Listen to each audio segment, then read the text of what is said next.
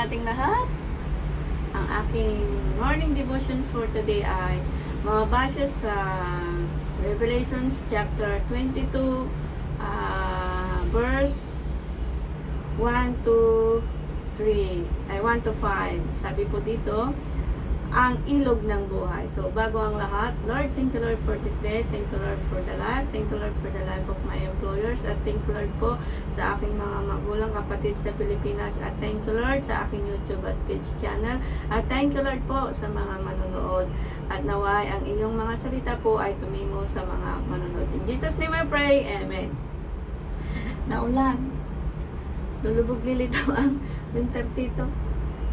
Yan, sa Hong Kong, maginaw pa rin. Kaya dito lang ako sa tuktok. Kasi sa labas na ulan, kaya dito lang ako. So, ang aking morning devotions today is mabasa sa Revelations, o sa Tagalog is Apocalypse. Chapter 22 verse 1 to 5. Ang sabi po dito, basahin ko po. At ipinakita sa akin ng anghel ang isang ilog ng tubig ng buhay na nagniningning na gaya ng kristal na lumalabas mula sa trono ng Diyos at ng Kordero sa gitna ng lansangan ng lungsod. Sa magkabilang panig ng ilog ay naroon ang punong kahoy ng buhay na namumunga at 12 iba't ibang bunga na namumunga sa bawat buwan, at ang mga dahon ng punong kahoy ay parang sa pagpapagaling sa mga bansa. At hindi naroon magkakaroon pa ng isinumpa, ngunit ang trono ng Diyos at ng Kordero ay matatagpuan doon, at siya'y paglilingkuran ng kanyang mga alipin.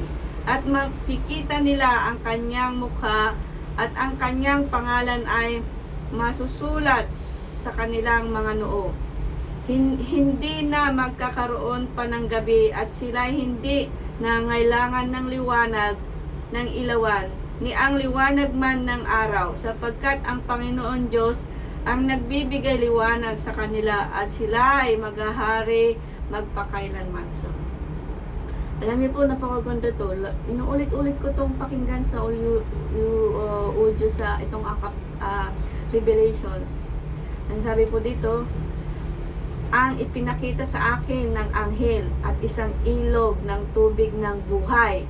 Alam niyo po, yung tubig ng buhay is ay yung mga nagtuturo, yung mga kahit anong batikos, parang government lang yan.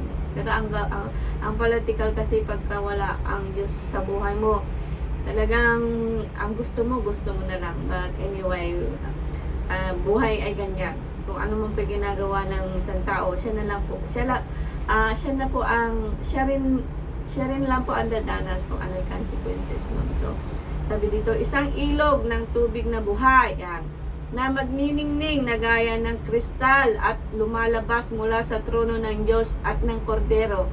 Alam niyo, kita niyo, pagka sa trono talaga ng Diyos talaga is talagang napakaliwanag.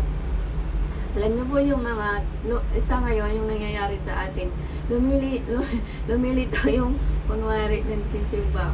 Alam niyo po, ewan ko, no comment na lang. Basta ako, kay Lord ako. At saka sa tao, I love everyone as Jesus loved everyone. Yan yung laging sinasabi ng alaga ko. Sa gitna ng lansangan ng lungsod, magkabilang panig ng ilog. O sige, magkabilang panig ng ilog, ibig sabihin, dulo sa dulo. At ay naroon ang punong kahoy ng buhay. O, kita nyo, sa lahat ng bansa, alam niyo po, ang daming mga ngaral, pero mas maraming hindi na napapangaralan. Yan. Magkabilang panig ay nagkakaroon ng punong kahoy ng buhay. Ayan, alam niyo po, yung mga punong kahoy ng buhay ay yung salita ng Panginoon, yung totoo. Alam mo po, ang salita ng Panginoon po talaga is parang tabak yan. talaga kung totoo, talagang ilalabas. Kung masasaktan ka, ay nako po, ay ibig sabihin, umiiwas ka na lang. Pero pag hindi ka nasasaktan at gusto mong maitama, alam mo, hindi ka magagalit. Ganun lang po ang totoong naglilingkod sa Panginoon. Yan. Pamumunga 12 at ibang bunga na namumunga ng 12 iba't ibang bunga na namumunga bawat buwan. Yan, kita mo, meron palang punong kahoy na 12. Napansin niyo yun sa Senado. 12! Iba naman Duterte. Hala kayo dyan. Basta ako si Lord lang. At ang mga dahong punong kahoy ay para sa pagpapagaling sa mga bansa. Alam ko yung mga, mapapalad po yung mga isang bansa na talagang mayroong maghahari ng kabutihan. Alam mo yun, nakita ko sa news feeds, pwede po si Vico Soto, yan, humbleness. Hindi pa siya, natapos na yung termo niya as a mayor, hindi siya mahilig sa picture, kung ano yung nagawa. Yun po ang totoong servant. Do it in secret, but ang dami. Ganun din po sa ating mga OFW. Alam niyo po yung example ko lang po, yung maraming alahas, nako po, inutang niya. Alam niyo po, ang may ipon dito sa Hong Kong. Walang kaarte-arte sa buhay. Pero ganun po ang katotohanan. Wag po kayong mga galit kasi marami po akong naging kasama, paramihan sila ng gamit, pero butas ang bulsa. Kaya alam ko po yung may pera dito o wala. Yan. Ay ako, wala niya kung may pera ako o wala. Bahala ka dyan. Basta ako wala din. Basta naligo lang ako, nag-shampoo na ako, tapos labas. Yan, ako lang ganun. Wala niyo na kung may pera ako, wala. At makikita nila ang kanyang mukha at ang kanyang pangalan ay masusulat sa kanilang mga noo. O kita nyo, makikita nila ang kanyang mukha at ang kanyang pangalan ay nasusulat sa kanilang noo. So ibig sabihin, nandito na sa pangalan na susulat kanilang mga noo. Nakikita lagi. Hindi na magkakaroon pa ng gabi at sila hindi na ngailangan ng liwanag ng ilawan. O, diba? At niliwanag man ng araw sapagkat ang Panginoong Diyos ang magbibigay liwanag sa kanila at sila'y maghahari magpakailanman. O, di po ba? Ang salita ng Panginoon po talaga ay liwanag ng buhay. Ito po ay talagang totoo po.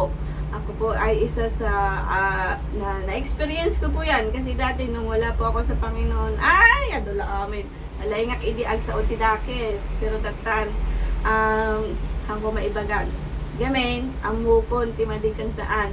So nga mapapalad yung mga talagang nagsasaliksik ng salita ng Panginoon at makikita po talaga yun sa kanilang buhay. Modesty aside, dati po pag nung wala po ako sa Panginoon ay yung aking sahod ay wala pang sahod, ubos na yan, negative pa.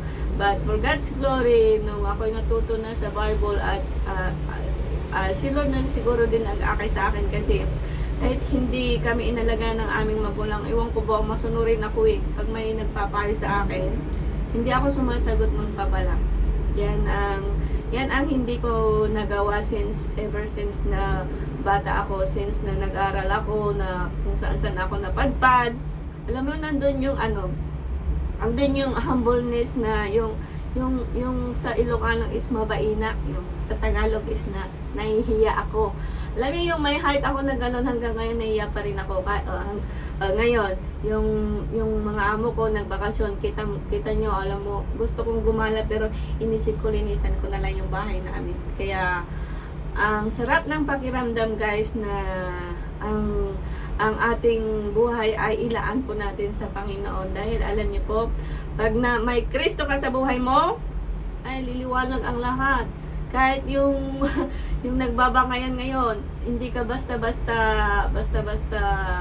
maaapektuhan. But honestly, I just comment, nandito na rin lang ako, but wala akong pinapanigan. Tinitingnan ko lang din yung anggulo. Alam niyo po, parehas po na magaling ang Duterte at Marcos. Aminin po natin yan. Si Duterte, magaling na sa bunganga, magaling pa sa aksyon. Si Bongbong, kita niya, hindi na-amaze ako sa kanya kasi sa lahat ng bati ko sa kanya, hindi siya nagbalik ng masasamang salita. Kita nyo kung manonood lang talaga kayo, yung lalawakan lang natin ang ating pananaw sa buhay, tayong mga Pilipino. Alam niyo po, wala naman pong gulo eh. Nagkakaroon lang po kasi ng sulsol. Alam niyo po yung sulsol? Ang sulsol po is nanggagaling sa kaawayan, kay Satanas yan. Si Satanas ganyan, ganito. Pag wala kang pera dito sa Hong Kong, nakita ko yan ha, pero wala akong experience lang yan. Pag walang pera, may sahod naman, di ba? Pero inuuna pa kung kani-kanino mangutang, ganito. Tapos patong-patong hanggang sisisihin pa yung inutangan. Ay, ano ko doon, hello? Sabi talaga ganon. Pero pag nasa Panginoon ka, alam mo kapatid, ganito lang yun eh. Pagkakasyahin mo lang talaga kung anong mayroon ka. Ipapaalam mo sa pamilya mo kung anong halagaan ng pera at wala.